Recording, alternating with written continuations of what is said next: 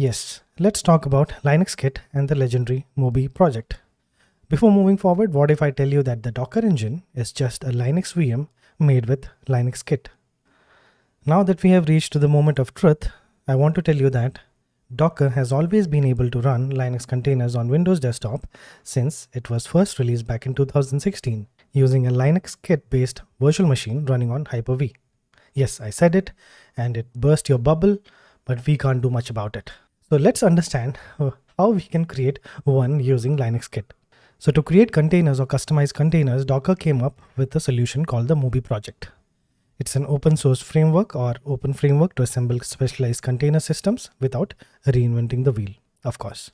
So with Moby project, you will be getting all the necessary library components and what we call the layers to create specialized containers, like the operating system, container runtime, orchestration, infrastructure management, networking, storage, security, and the build image distribution.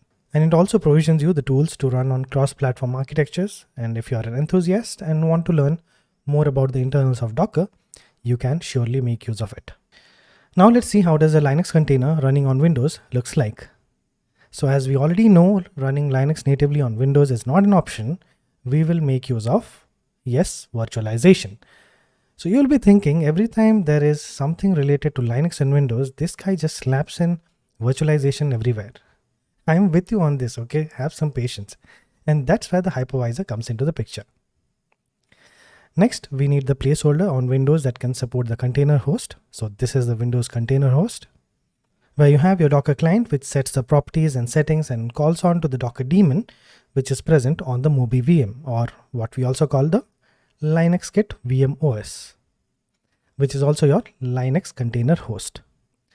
You should understand by seeing this image that Docker client sits on the Windows host but actively communicates with the Docker daemon on the Linux host.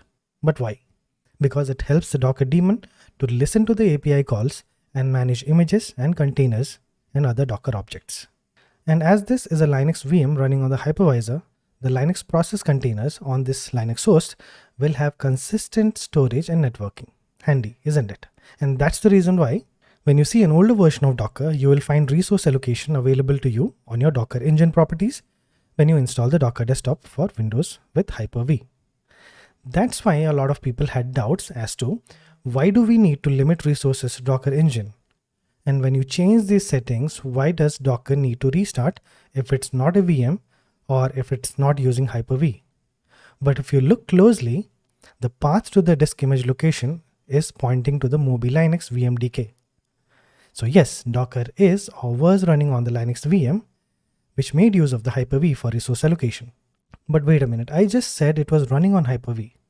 Or should I say it's still running? Let's keep that thought in our mind.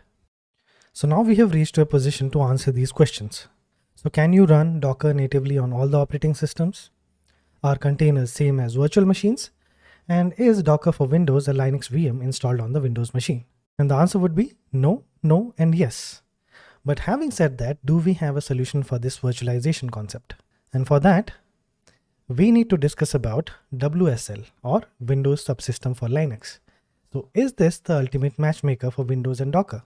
It's not that simple, so keep watching. So when we installed Docker, you might have seen we ended up with errors related to WSL. And finally, we got it sorted by installing a piece of software called Windows Subsystem for Linux or WSL. So what does WSL actually help us with? So this is something that you can see here. It's been mentioned that run Linux on Windows, install and run Linux distributions side by side on the Windows Subsystem for Linux. Interesting, isn't it? But what is WSL? So WSL is a feature of Windows 10 that enables you to run native Linux command line tools directly on Windows alongside your traditional Windows desktop applications. So you might be right in thinking that if it is a feature, then you might have an option to enable it on Windows, isn't it? Yes, you are right. And you can do that using the Windows feature on and off like this. So let's see what else WSL can help us with. So with this, you get the capability to run Linux in a bash shell with distributions such as Ubuntu, Alpine, and other great distributions. But of course, you need to install the distros first. And that is a very important feature that WSL provides us, and it's really a boon for many developers who wish to work on Linux alongside Windows. So WSL actually helps us to run a GNU Linux environment, including most command line tools, utilities, and applications directly on Windows, unmodified, without the overhead of a traditional virtual machine or dual boot setup. So you remember the days when we used to install a Linux operating system along with the Windows using dual boot, and we had to choose the OS before logging into the system? Yes, that's old now. So with WSL, you get to run your favorite GNU Linux distributions like Ubuntu, Alpine, Fedora, as I already mentioned just now. And if you want to run Linux command tools, you can do that too. And you can run bash, shell scripts, and command line applications as well. And you can as well install additional softwares using the distribution package manager. And most importantly, you can invoke Windows applications using a Unix-like command line shell. That's something we can try, isn't it? That should be fun. And also you can invoke Linux applications on Windows. But as we discussed before, Docker went for the integration with WSL 2. But before that, we had a WSL generation 1. So let's understand why WSL 1 was not a good option. And what is the difference between WSL 1 and WSL 2?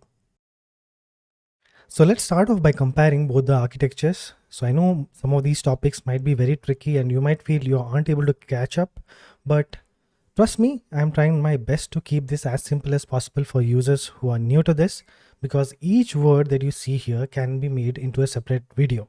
So don't worry, if you have any doubts, we can clear them in the next one. Okay, let's get back. So regarding the differences between WSL 1 and WSL 2, what Microsoft tells us is that the primary difference and reasons for updating the Windows subsystem for Linux from WSL 1 to WSL 2 was to increase full system performance and support full system call compatibility. But what was the problem and what was the solution? So let's find out by checking what was the architecture that made the difference here.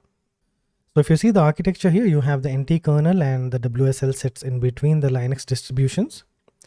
And this WSL1 here acts as a translational layer which helps interpret the system calls. Okay, if you don't know what system call is, so let's suppose you want to execute a program.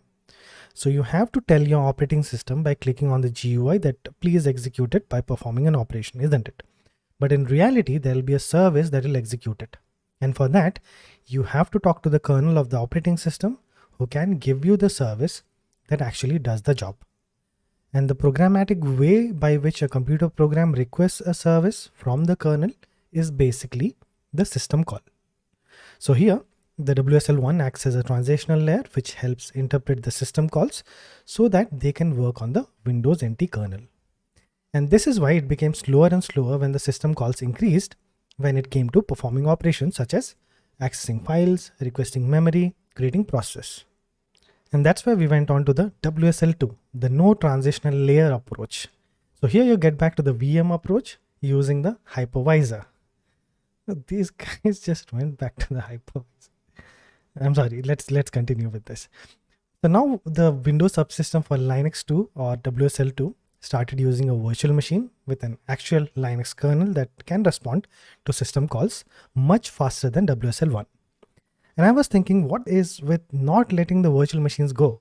And if we had to always come back to the virtual machines, then why did we criticize them in the first place? But hold on, it's not just any other VM, it's a lightweight virtual machine which uses a Microsoft developed open source Linux kernel. So it better be good, isn't it?